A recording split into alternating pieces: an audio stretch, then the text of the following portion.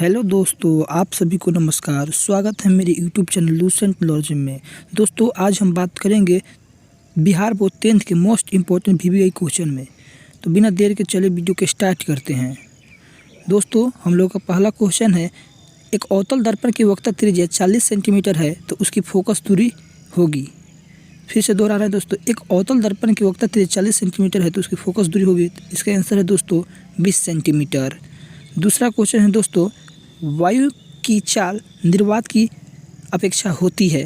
दूसरा क्वेश्चन है दोस्तों, वायु में प्रकाश की चाल निर्वात की अपेक्षा होती है तो इसका आंसर है दोस्तों कम। तीसरा सवाल है दोस्तों, पानी में हवा का बुलबुला चमकीला दिखाई देता है, इसका कारण प्रकाश का क्या होता है?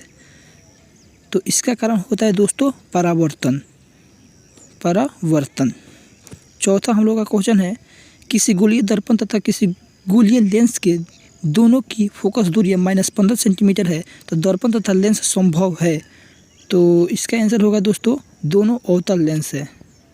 इसका आंसर होगा दोनों अवतल लेंस। पांचवा क्वेश्चन है दोस्तों, श्वेत प्रकाश में कितने रंग होते हैं? दोस्तों, श्वेत प्रकाश में कितने रंग होते हैं? तो इसका आंसर है 7। छठा क्वेश्चन है हम लोगों का, किस प्रकार के नेत्र दोष में दूर की बिंदु प्रतिबिंब रेटिना से पहले बन जाता है? फिर से क्वेश्चन दोस्तों, किस प्रकार के नेत्र दोष में दूर की वस्तु प्रतिबिंब से पहले बन जाता है? तो निकट दृष्टि दोष। सातवां क्वेश्चन है, 1 किलोवाट घंटा निम्नलिखित में किसके बराबर होता है? 1 किलोवाट घंटा निम्नलिखित में किसके बराबर होता है? तो इसका आंसर है दोस्तों 3.6 × 10⁻⁻6 जूल। 3.6 × 10⁻⁻6 joule B answer. 8 का विभवांतर का ऐसे मात्रा का बहुत इंपॉर्टेंट दोस्तों, विभव का ऐसा मात्रा का होता है या विभवांतर का, तो वोल्ट बहुत इंपॉर्टेंट है। 9वां नंबर सवाल है, 10 वाट के एक विद्युत बल्ब को 10 वाट के एक विद्युत 10 किसी कुंडली का प्रतिरोध ज्ञात करने का सूत्र है। किसी कुंडली का प्रतिरोध ज्ञात करने का सूत्र है R = V/I। R = V/I। अगला सवाल है दोस्तों, 1 इलेक्ट्रॉन वोल्ट बराबर होता है। बहुत मस्त क्वेश्चन है दोस्तों, वीवीआई है। 1 इलेक्ट्रॉन वोल्ट बराबर होता है 1.6 × 10⁻⁻19 जूल।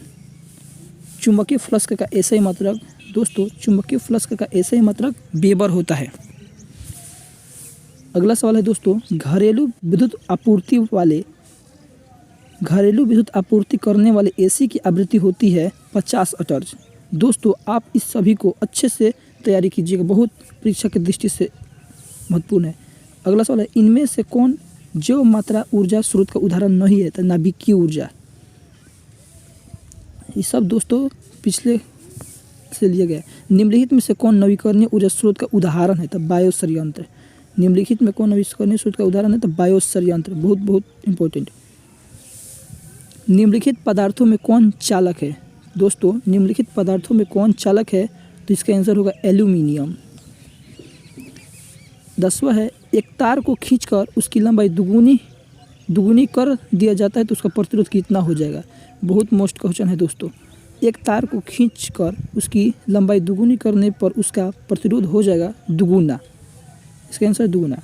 अगला क्वेश्चन है दोस्तों, विद्युत मोटर की दिशा आधारित है। विद्युत मोटर की दिशा आधारित है तो इसका आंसर होगा दोस्तों विद्युत धारा के चुंबकीय प्रभाव। विद्युत धारा के चुंबकीय प्रभाव। अगला क्वेश्चन है दोस्तों, विद्युत चुंबक होता है। दोस्तों, विद्युत चुंबक कैसा होता है हमको यह बताना है। तो विद्युत चुंबक होता है अस्थायी चुंबक। दोस्तों, विद्युत चुंबक होता है अस्थायी चुंबक। चलिए दूसरा क्वेश्चन देखते हैं, निम्न में से किसका प्रयोग खाना बनाने वाले ईंधन के रूप में नहीं होता है? निम्न में किसका प्रयोग खाना बनाने वाले ईंधन के रूप में नहीं होता है? तो इसका आंसर दोस्तों CNG। CNG का फुल फॉर्म नाम है कॉम्पैक्ट नेचुरल गैस। दोस्तों, 2 डायोप्टर क्षमता वाले लेंस का फोकसांतर कितना होगा? तो इसका आंसर होगा 50। 2 डायोप्टर क्षमता वाले लेंस का फोकसांतर 50। 1 एंगस्ट्रम का मान कितना होता है? बहुत इंपॉर्टेंट है दोस्तों। 1 एंगस्ट्रम का मान कितना होता है? तो -10 मीटर, 10⁻⁻10 मीटर। ठीक है। अगला सवाल है, पवन विद्युत जनित्र में पवन की चाल कम से कम होनी चाहिए 15 किलोमीटर प्रति घंटा। बहुत इंपॉर्टेंट है, 15 किलोमीटर प्रति घंटा होना चाहिए। अगला क्वेश्चन है, निम्न में किस अणु में द्विबंधी नहीं है? निम्न में किस अणु में द्विबंधी नहीं है? तो CH4 में दोस्तों। निम्न में किस अणु में द्विबंधी नहीं? तो CH4 में। अगला है, ओजोन के एक अणु में ऑक्सीजन परमाणु की संख्या होती है। दोस्तों इसका सूत्र होता है ओजोन का O3, इसलिए इसका आंसर है 3, यानी इसका आंसर होगा C। अगला क्वेश्चन है दोस्तों, रासायनिक समीकरण SnCl2 प्लस Cl2 से क्रिया करके बना है SnCl4 में, तो इसका होगा SnCl2 ऑक्सीकारक है, ऑप्शन ए। इसका आंसर होगा दोस्तों ऑप्शन ए। अगला क्वेश्चन है हम लोगों का दोस्तों, कोई विलयन लिटमस पत्र को नीला कर देता है तो इसका pH मान संभव होगा। कोई विलयन लाल लिटमस पत्र को नीला कर देता है तो इसका pH होगा दोस्तों 10। अगला सवाल है, CO2 एक है, हम लोगों को बताना है दोस्तों CO2 क्या है।